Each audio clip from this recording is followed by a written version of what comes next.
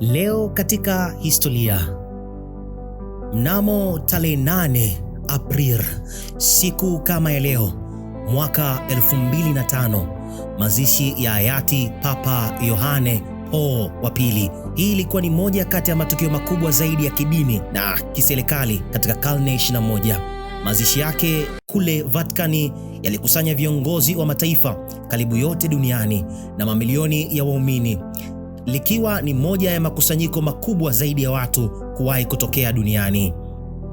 Tukio jingine ni kumbukumbu ya kifo cha Margaret Thatcher mnamo mwaka 2013. Ingawa alijiuzuru waziri mkuu miaka ya nyuma, Margaret Thatcher, mwanamke wa kwanza kuwa waziri mkuu wa Uingereza, the Iron Lady, alifariki dunia tarehe 8 Aprili 2013.